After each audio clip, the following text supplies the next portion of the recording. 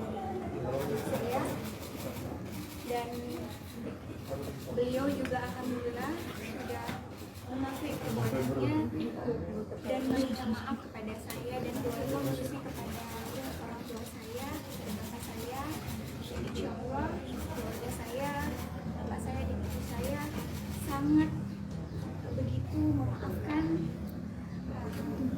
perbuatan suami saya, dan insya Allah harapannya mudah-mudahan tidak akan pernah terulang lagi.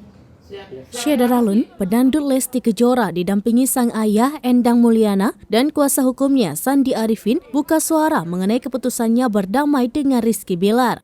Hal ini disampaikan Lesti Kejora dalam konferensi pers yang digelar di Polres Metro Jakarta Selatan pada Jumat 14 Oktober 2022.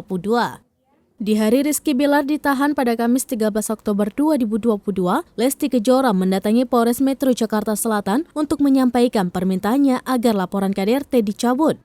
Di hadapan awak media, Lesti Kejora mengungkapkan alasannya mencabut laporan Rizky Bilar lantaran demi anak.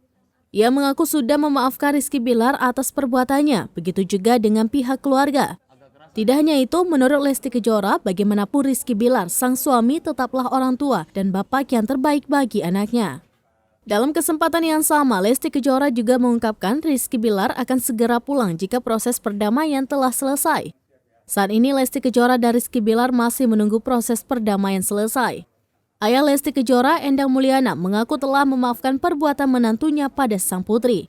Ia mengatakan Rizky Bilar langsung merangkulnya saat mereka bertemu. Pertanyaannya lebih kepada masalah yang sekarang lagi berjalan dulu aja. Bang, berarti ada perjanjian tertulis ya, Bang? Lesti ada perjanjian tertulis Lesti sama Bilar?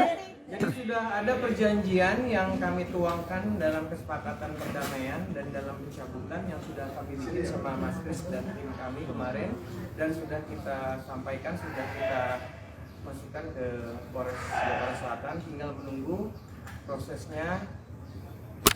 Hasilnya seperti apa kita tunggu nanti sore. Jadi